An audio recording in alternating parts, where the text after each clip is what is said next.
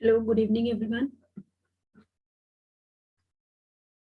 कल हम लोगों ने कैपिटल गेन का जो भी थ्योरेटिकल पार्ट था वो कर लिया था, उसके न्यूमेरिकल्स रह गए थे, तो इसको बस फटाफट कंप्लीट करेंगे, ज्यादा लंबी क्लास नहीं है।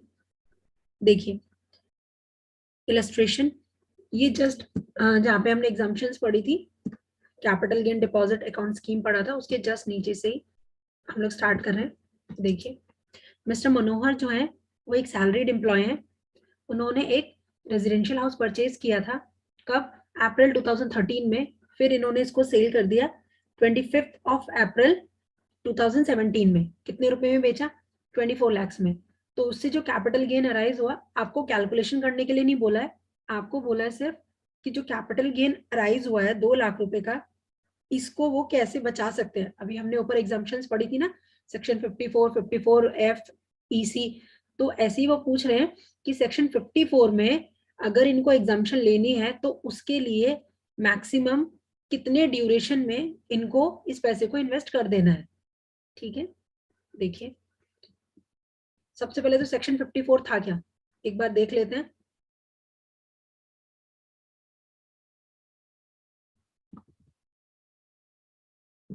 सेक्शन 54 था कि अगर आप कोई भी long term capital gain arise होता है आपको किस चीज से, रेजिडेंशियल हाउस प्रॉपर्टी को सेल करने से, और अगर आप उस पैसे को बचाना चाहते हैं टैक्स से, तो आप उसको कहाँ पे री इन्वेस्ट कर सकते हैं?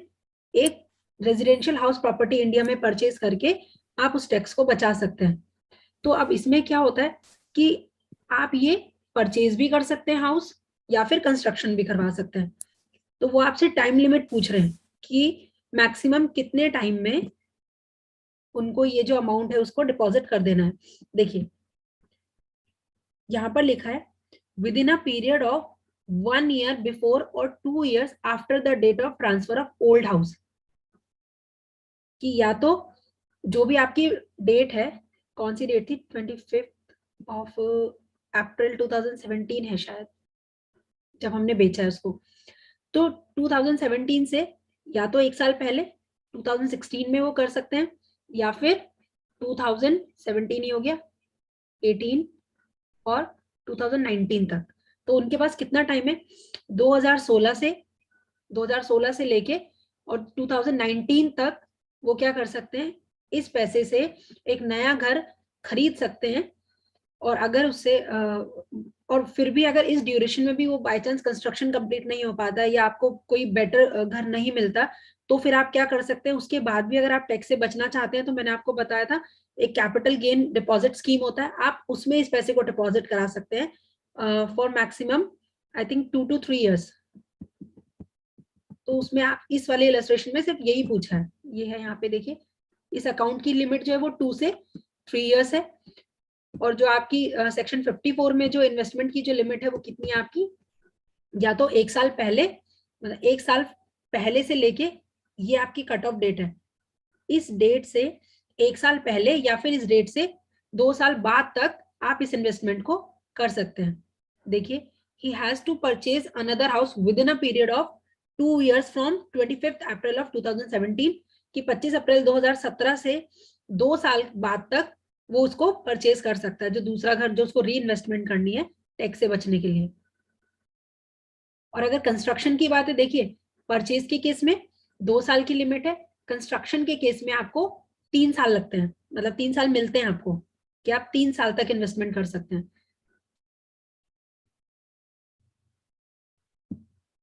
और फिर उसके बाद उन्होंने वही जो मैंने अभी आपको बताया था, अगर सपोज आप जो मिस्टर मनोहर हैं वो इस ड्यूरेशन में भी नहीं कर सकते, सपोज 2 से 3 साल लग गए उनको, लेकिन उनको कुछ अच्छा ऑप्शन नहीं मिला, तो उन्होंने री इन्वेस्टमेंट नहीं किया, तो फिर भी अगर वो टैक्स से बचना चाहते हैं तो वो क्या करेंगे, वो इस पैसे को कहाँ पे डिपॉजिट कर देंगे? कैपिटल गेन अकाउंट स्कीम में। और यहाँ पर भी कब तक कर सकते हैं, मैंने बताया था आपको कल, 2 से 3 साल तक, 2 या 3 साल तक उसको वहां पे होल्ड कर सकते हैं उस पैसे को, तो उनको और टाइम मिल जाएगा। तो 2-3 साल ये वाले हो गए री इन्वेस्टमेंट वाले सेक्शन 54, और आपके 2-3 साल हो गए कैपिटल गेन डिपॉजिट स्कीम में। ठीक है, यही उन्होंने पूछा था। नेक्स्ट क्वेश्चन देखिए, कैपिटल गेन टैक्स कैलकुलेटर, अगर हमें इसको कैलकुलेट करना है कि कितना, देखिए पहले वाले क्वेश्चन में तो आपको निकाल के बता दिया कि 2 लाख आपका कैपिटल गेन है, लेकिन अगर आपको फाइंड आउट करना पड़े तो आप कैसे करेंगे? देखिए मैंने आपको बताया था फ्लैट रेट 20% लगता है किस पे? लॉन्ग टर्म कैपिटल गेन पे। शॉर्ट टर्म कैपिटल गेन की कैलकुलेशंस अलग है, आप अभी सिर्फ लॉन्ग टर्म कैपिटल गेन देखिए। फ्लैट रेट 20% है प्लस सरचार्ज एंड एजुकेशन से। सरचार्ज आपका जो है वो 10% है, अगर आपकी जो टोटल इनकम है वो 10 लाख से ज्यादा है तो 10% लगेगा, और एजुकेशन सेस आपका 3% लगता है। याद रखिएगा दूसरी चीज कि कैपिटल गेन में जो आपकी डिडक्शंस हैं 80 जो नॉर्मल एक सैलरी पर्सन को भी मिलती है, मतलब सैलरी क्या हर किसी को मिलती है, तो आप कैपिटल गेन को यहां से आप सेट ऑफ नहीं कर सकते। मतलब अगर आप चाहते हैं कि इस 2 लाख रुपए को टैक्स से बचाने के लिए मैं इसका कोई इन्वेस्टमेंट कर दूं, जैसे कि सपोज LIC में, या फिर जो भी आपकी अलाउड आपकी ये डिडक्शन है 80C से 80U तक, इसमें बहुत सारी हैं, डोनेशंस वाली भी हैं, बहुत सारी आपकी डिडक्शंस है, तो ये अवेलेबल नहीं है in respect of long term capital gain. ये भी आपको बात याद रखनी है, यहाँ पर क्या अवेलेबल है? एग्जाम्पशंस अवेलेबल है, डिडक्शंस अवेलेबल नहीं है। एग्जाम्पशन जो हमने कल पढ़ी थी सेक्शन 54 वाली, adjustment of LTCG against the basic exemption limit. देखिए बेसिक एग्जाम्पशन लिमिट क्या होती है? इनकम टैक्स में एक इंडिविजुअल के लिए जो एग्जाम्पशन लिमिट है वो है 2.5 लाख, अप टू 2.5 लाख उनको कोई भी टैक्स पे नहीं करना है, और अगर वो 60 to 80 ईयर्स की एज के बीच में तो उनको 3 लाख की लिमिट है एग्जाम्पशन लिमिट उनकी, और अगर 80 प्लस है तो उनके लिए 5 लाख की लिमिट है। इस बात को आपको ध्यान रखना है। तो वो यही कह रहे हैं कि जो आपका LTCG है उसको आप बेसिक एग्जाम्पशन लिमिट से एडजस्ट कर सकते हैं या नहीं कर सकते हैं। देखिए कर सकते हैं, लेकिन उसमें कंडीशन है। कंडीशन ये है कि अगर आपको LTCG को वहां से एडजस्ट करना है तो उससे पहले जो रिमेनिंग उसकी इनकम होंगी उसको आप पहले बेसिक एग्जाम्पशन लिमिट से सेट ऑफ करेंगे, उसके बाद अगर आपकी एग्जाम्पशन लिमिट में कुछ अमाउंट बचता है तो फिर वहां से LTCG एडजस्ट हो सकता है। देखिए इसी का एक एग्जाम्पल है, इससे आपको समझ में आ जाएगा। मिस्टर मनोहर है, 67 उनकी एज है, तो इनकी एग्जाम्पशन लिमिट कितनी हो गई? 3 लाख हो गई, क्योंकि 60 प्लस है। मंथली इनको पेंशन मिल रही है 5000 रुपीज की। उसके अलावा उनकी जो टोटल इनकम है पूरे साल की वो है 3,30,000, और उसके अंदर 2,70,000 का आपका LTCG भी है जो कि उसमें इंक्लूडेड है। Apart from pension income and long term capital gain उनकी कोई भी और इनकम नहीं है। तो आप देखिए कैसे करेंगे इसको। Total income other than LTCG कितना है? 60,000, क्योंकि पेंशन मिल रही है ना उनको 5,000 into 12, तो 60,000 उनका क्या हो गया? LTCG के अलावा जो इनकम है वो हो गई। Basic exemption limit senior citizen की कितनी है? 3 लाख है। तो आप क्या करेंगे, पहले तो इस एग्जाम्पशन लिमिट में से अदर इनकम माइनस कर लेंगे। अब अदर इनकम उनकी क्या है? 60,000, तो 60,000 माइनस की कितना बचा? 2,40,000। अब ये जो 2,40,000 है जो रिमेनिंग है after adjusting all other income except LTCG, तो वो उसको आप कहां से एडजस्ट कर लेंगे? इस 2,40,000 से। तो आपका LTCG है कितना? 2,70,000 है। अवेलेबल एग्जाम्पशन लिमिट कितनी है? 2,40,000। तो आपका फिर भी कितना रह गया? 30,000 रह गया। तो बाकी तो एडजस्ट हो गया, 30,000 आपका एडजस्ट नहीं हो पाया, तो इस पे आपको क्या करना पड़ेगा? टैक्स देना पड़ेगा। किस रेट से टैक्स देना पड़ेगा? 20% फ्लैट। तो ये कितना आ जाएगा? 6,000 आ जाएगा। यहां तक अगर किसी को डाउट है तो प्लीज पूछ लीजिए, फिर रिबेट वाला बताऊंगी मैं।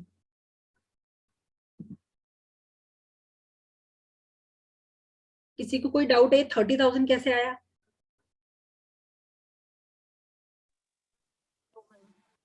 चलिए देखिए यहां तक समझ में आ गया। तो हमारा क्या आ गया? टैक्स आ गया 6,000 प्लस सेस, सरचार्ज इसमें लगेगा नहीं। अब देखिए एक आपका रिबेट है सेक्शन 87A। ये क्या होता है? गवर्नमेंट ऑफ इंडिया ने असेसमेंट ईयर 17-18 में हमें एक मतलब इंडिविजुअल को, टैक्स पेयर्स को एक बेनिफिट दिया था अंडर सेक्शन 87A। ये जो बेनिफिट है ये मैक्सिमम 5,000 रुपीज का है। ये कहता है कि अगर किसी रेजिडेंट इंडिविजुअल की टोटल इनकम 5 लाख से कम है अगर, तो उसको एक बेनिफिट मिलेगा रिबेट 87A का। वो क्या है बेनिफिट, कि जितना भी आपका इनकम टैक्स है और 5000 विच इज लेस। सपोज किसी का जो इनकम टैक्स है, टोटल इनकम टैक्स 3000 आया और 5000 मैक्सिमम लिमिट है, तो इन दोनों में से जो भी कम होगा वो आपका माइनस हो जाएगा। तो इन दोनों में से कम क्या है, फॉर एग्जाम्पल ऑब्वियसली 3000 होगा। और अगर मैं अपने वाले एग्जाम इसको हम रखें 6000 को, तो इन दोनों में से कम कौन सा होगा, 5000। क्लियर है कि जो भी आपका ये रिबेट ये कहता है कि अगर आपकी किसी भी पर्सन की टोटल इनकम 5 लाख से कम है तो उनको रिबेट मिलेगा 5000 रुपीज का मैक्सिमम, या फिर 100% ऑफ इनकम टैक्स। तो अगर इनकम टैक्स की अमाउंट कम होगी तो कम वाली अमाउंट माइनस हो जाएगी, मतलब फिर जीरो टैक्स हो जाएगा। लेकिन अगर इनकम टैक्स की अमाउंट जो है वो ज्यादा है तो फिर 5000 माइनस हो जाएगा। जैसे कि हमारे इस वाले एग्जाम्पल में 6000 हमारा इनकम टैक्स आया है माइनस 5000, क्योंकि हमें फिर रिबेट कितने की मिलेगी, 5000 की मिलेगी। क्लियर है?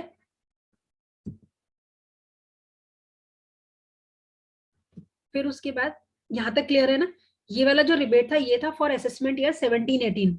लेकिन फिर उसके बाद गवर्नमेंट ऑफ इंडिया ने क्या किया, 2000 जो आपका नेक्स्ट असेसमेंट ईयर था 18-19, उसमें क्या किया, इस रिबेट को थोड़ा इसमें चेंज कर दिया। चेंज ये किया कि ये जो 5 लाख वाली लिमिट थी इसको कर दिया 3.5 लाख, कि जिन लोगों की इनकम 3.5 लाख से आपकी कम होगी उनको ये रिबेट मिलेगा। और रिबेट की अमाउंट भी कम कर दी, कितनी कर दी, 2500 कर दी।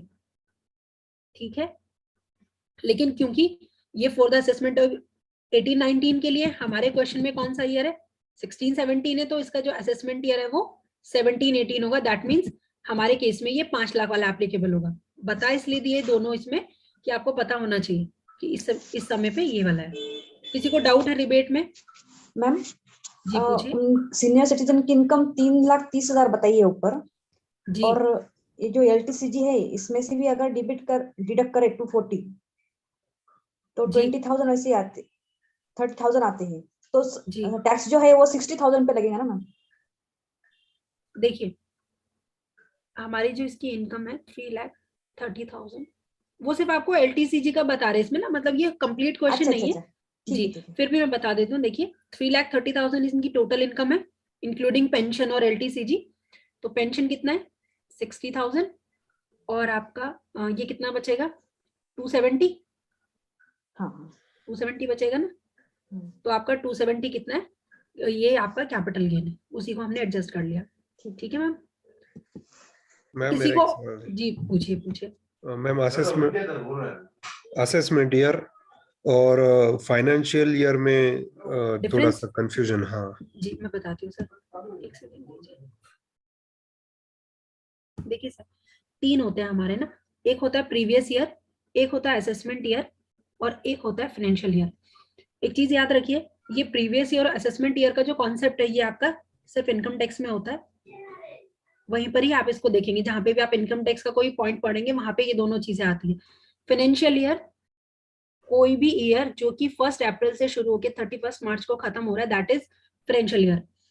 प्रीवियस ईयर और असेसमेंट ईयर जो है ये क्या होता है सर, जिस साल की हमारी इनकम है, फॉर एग्जाम्पल अगर हम अपने क्वेश्चन को लें, ये कौन से साल का है, 16-17 था आई थिंक। हाँ,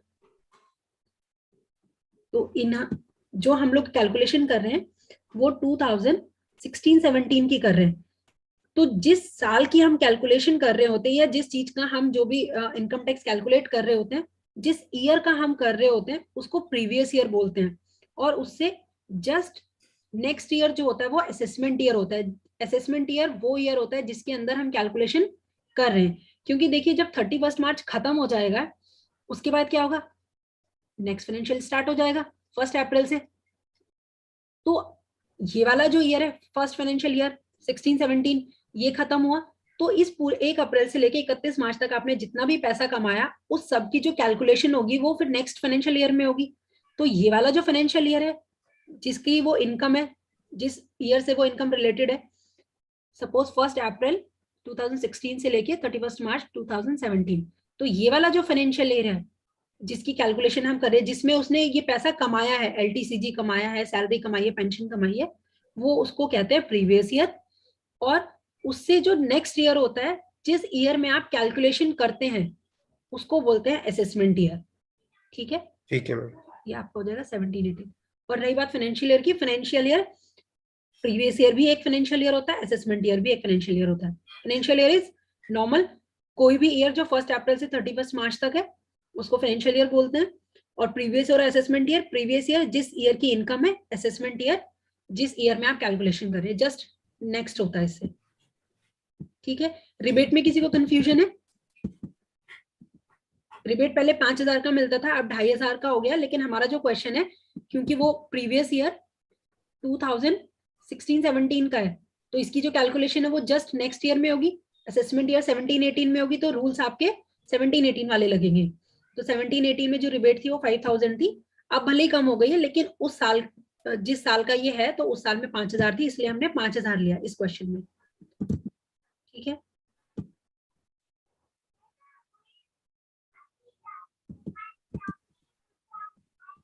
बस इसमें इतना ही है। फिर ये जो आपका loan calculator, loan amortisation schedule है, इसमें आपका आपको एक्सेल शीट में टेबल्स बनानी सिखाई है कि अगर आपको इसकी कैलकुलेशन करनी है तो ये आपको कि ये वाला सेल सिलेक्ट करना है, उसमें ये एंट्री करनी है। इसमें कुछ ऐसा समझाने वाला नहीं है। अगर आपको कोई और डाउट है इससे रिलेटेड, कैपिटल गेन से रिलेटेड या फिर जो हमने टाइम वैल्यू ऑफ मनी किया था उससे रिलेटेड, तो आप लोग पूछ लीजिए। मेरे एंड से टॉपिक कंप्लीट हो गया, अगर आप लोगों के डाउट्स हैं तो पूछ लीजिए प्लीज। और इन पॉइंट्स को प्लीज ध्यान रखिएगा कि जो आपका लॉन्ग टर्म कैपिटल गेन है वो फ्लैट 20% पे लगता है, और अगर टोटल इनकम 10 लाख से ज्यादा होगी तो सरचार्ज भी लगेगा, अदरवाइज सिर्फ एजुकेशन सेस लगेगा। डिडक्शंस 80C से 80U वाली इसमें नहीं मिलती हैं, इसमें एग्जाम्पशंस मिलती हैं सेक्शन 54 वाली, और इसको हम एडजस्ट कर सकते हैं बेसिक एग्जाम्पशन लिमिट से, लेकिन पहले अदर इनकम्स को एडजस्ट करेंगे, उसके बाद अगर कुछ रिमेनिंग बचता है तो हम उसको तब हम LTCG को वहां से एडजस्ट कर सकते हैं। मैम आप कल एक बताने वाले थे रिडम्पशन वैल्यू का कैलकुलेशन, जो टेबल बनाई थी। रिडम्पशन वैल्यू का वो वाला क्या बोलते हैं, एन्यूटी वाला? हाँ, एन्यूटी का फॉर्मूला किसी को याद है क्या वो वाला फॉर्मूला? एक्चुअली मुझे टाइम नहीं मिला उसको देखने का। अच्छा। उसमें ना कुछ नहीं वो करना है आपका ना, जब मैंने जहाँ पे एन्यूटी कराया था तो मैंने आपको हाँ एन्यूटी का हाँ फॉर्मूला बताया था, तो वो जो सिर्फ वहां पे 1+R का फॉर्मूला था, मतलब 1 और R ही यूज होगा इसमें, तो उसको आप अप्लाई कीजिएगा, वहां से आपको वैल्यूज मिल जाएंगी। फॉर्मूला लगाइएगा, जब मैंने आपको 4 फॉर्मुलेज एक साथ लिखवाए थे ना, वो वाले फॉर्मुलेज, उसमें से जो एन्यूटी एंड वाला जो फॉर्मूला होगा वो वाला फॉर्मूला उसमें लग जाएगा। ठीक है। ठीक है, इसमें कोई आपको डाउट है, कुछ और पूछना हो, ये प्लीज इनको याद कर लीजिएगा, ये बहुत इंपॉर्टेंट है। इसमें क्लास में एक क्वेश्चन है मैम, जिसमें जी, FAS और वो इसका कैलकुलेशन दिया हुआ है, कारपेट एरिया। कहाँ पर मैम? उसके इसी साथ चैप्टर में एंड में? हाँ, इसी चैप्टर के एंड में। अच्छा देखिए, क्वेश्चन नंबर उससे कुछ याद नहीं है, लेकिन सिर्फ देखा था मैं, ये है क्या और अच्छा देखिए, इन क्वेश्चन को सॉल्व कर लेते हैं, टाइम नहीं लगेगा। चलिए ये वाला क्वेश्चन देख लीजिए। देखिए, in India mortgage advice profession is carried out without any regulation. True, कल पढ़ा था हम लोगों ने कि अभी इंडिया में इसके लिए कोई रेगुलेशंस नहीं है। बाय अप्लाइंग रूल 72 9 ईयर्स में, तो रेट ऑफ इंटरेस्ट क्या होगा? 72 divide by percentage is equals two years आते हैं, तो आपका कितना हो जाएगा? 8% आपका आंसर हो जाएगा। ठीक है, CII आपको दिया हुआ है, ये दिया हुआ है। इस क्वेश्चन को देखिए, फुल वैल्यू ऑफ कंसिडरेशन कितना होगा? कितने में बेचा उसने? 7 लाख में, माइनस कॉस्ट ऑफ एक्विजिशन करेंगे, लेकिन इंडेक्स्ड कॉस्ट ऑफ एक्विजिशन करेंगे क्योंकि ये लॉन्ग टर्म का केस है, तो 3 लाख रुपए इनटू में क्या आएगा? जो आपका करंट ईयर का इंडेक्स होगा, जिस साल में आपने बेचा है, बेचा आपने 6-7 में, तो 6-7 का कितना है? 519 डिवाइड्स बाय 406 किस ईयर में एक्वायर किया था? 1-2 में, 426 426। इसको एक बार बता दीजिए कितना है।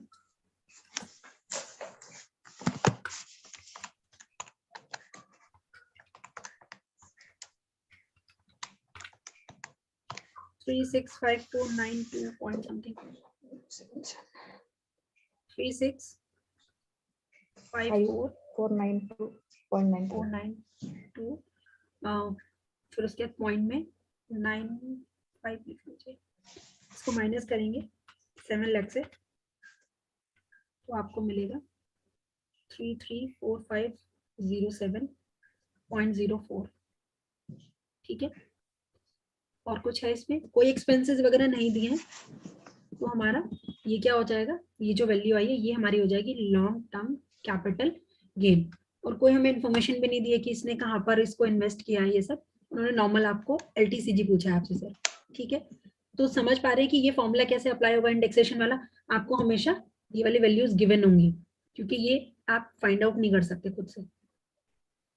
ठीक है, और देखते हैं, select the correct statement. The document relating to the following transaction. अगर जी सर, 2006-7 में अगर कोई 2006-7 में अगर कोई एक्सपेंस हुआ रहता तो उसमें कैसे निकालते? सर बताइए क्या कह रहे हैं दोबारा से। अगर 2006-7 में अगर कोई एक्सपेंस हुआ रहता तो उसमें क्या करते, कैसे करते इसमें? अच्छा, अगर उन्होंने 2006-7 में कोई एक्सपेंस किया होता, सपोज 50,000 का एक्सपेंस किया है, हाँ ठीक है सर, तो हम क्या करेंगे, हमारे इसमें क्या होगा, इस केस में दोनों जो एक्विजिशन जो इंडेक्सेशन होगा वो सेम हो जाएगा, 519 डिवाइड्स बाय 519, क्योंकि हम सेल भी इसी में कर रहे हैं और ये जो एक्सपेंस है it is also related to 6-7, तो 519 ही लगेगा, तो आपका सेम वैल्यू आ जाएगी 50,000। तो यहाँ पे आप क्या करेंगे, जहाँ पे मैंने minus index cost of acquisition लिखा है तो उसी के नीचे फिर मैं लिखूंगी minus indexed cost of improvement और 50,000 और यहाँ से माइनस कर दूंगी। अगर प्रीवियस ईयर रहता तो प्रीवियस ईयर का लेते जी, अगर सपोज 5-6 होता तो फिर आप यहाँ पर नीचे में डिनोमिनेटर में आप 497 ले लेते, तब थोड़ा सा डिफरेंस आ जाता अमाउंट में। ठीक है सर, देखिए, the document relating to the following transaction of immovable properties are required to be compulsory registered.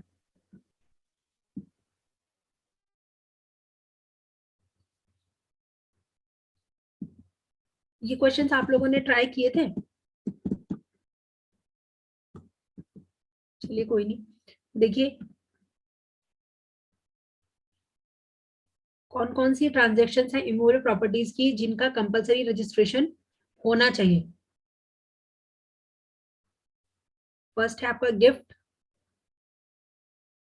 Lease of immovable property, instruments which create any right in immovable property of value of more than 100 rupees. A only, ये अलग अलग question है कि ये एक ही पूछ रहे हैं। Select the correct statement from the following.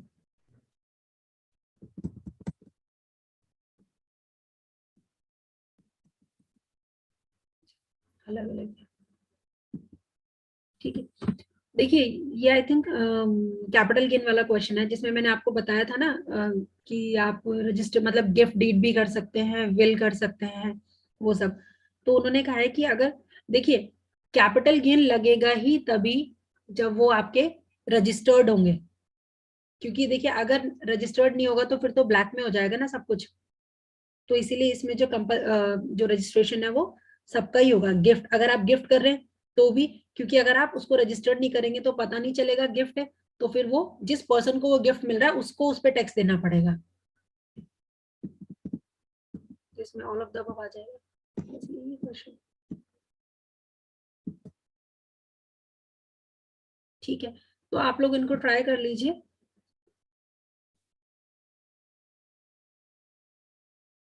ये हम कर चुके हैं। पर रुपी क्या आएगा यहाँ पे, today is worth more than a rupee tomorrow by applying 72, इसमें भी 80 आएगा, है ना। The registration fees for a compulsory approximately of consideration of the document subject to maximum limit of देखिए ये कुछ रूल्स हैं, इनके बारे में मुझे नहीं पता, ये पर्टिकुलर मतलब एग्जैक्ट परसेंटेज है, इसको आपको याद करना पड़ेगा शायद। एक बार इसको देख लेते हैं फिर आप लोग लर्न कर लीजिएगा। इसमें है 1% एंड 30,000, 1.25%। ये अलग अलग जगहों के कुछ परसेंटेज होते हैं। इसमें है आपका आई थिंक 3% था ना, 3% एंड 30,000। 1% था मैम। 1% था, ओके। 1% एंड 30,000। लिमिट कितनी है? 30,000 और वैसे 1% है, और यहाँ पे इसका है 1.25%। ठीक है, प्लीज इनको देख लीजिएगा। कल है ना आप लोगों का एग्जाम? Yes ma'am. चलिए, all the very best. Thank you. Thank you.